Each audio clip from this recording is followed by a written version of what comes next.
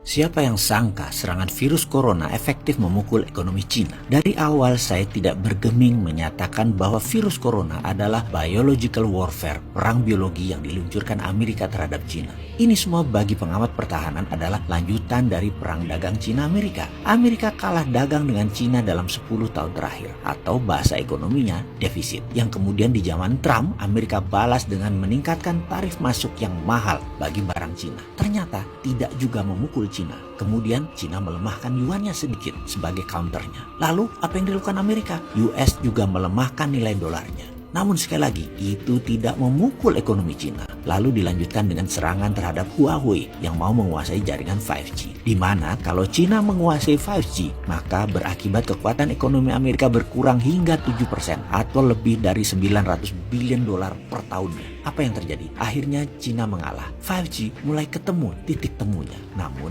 masih Amerika versi Trump kurang puas. Trump ingin 2 kali menjadi commander in chief di Amerika. Maka digebrak lagi dengan serangan yang melumpuhkan ekonomi Cina, virus corona. Sebagai catatan, perang dagang adalah awal perang militer. Itu saya ulang berkali-kali. Kalau perang dagang menang, perang militer tidak berlanjut. Namun kalau belum menang-menang juga, pasti diserang lagi. Dan salah satunya adalah coronavirus ini. Ini adalah war tool. Ini adalah alat perang selanjutnya. Sebagai unsur melindungi segenap tumpah darah Indonesia, maka penanganan virus corona di Indonesia seharusnya pemimpinnya, garda terdepannya adalah Kementerian Pertahanan. Di bawahnya, Menteri Luar Negeri, Menteri Dalam Negeri, Menteri Kesehatan, dan Menteri Sosial. Ini harusnya mendapatkan perhatian super serius dari pemerintah. Apa efek lainnya? Kita ini ketergantungan sama Cina kan sudah luar biasa. Ya importnya, ya ekspornya. Setiap barang di Indonesia itu pasti ada unsur Cinanya. Untuk melindungi Indonesia dari virus mematikan tersebut, ada baiknya selama 3 bulan atau 6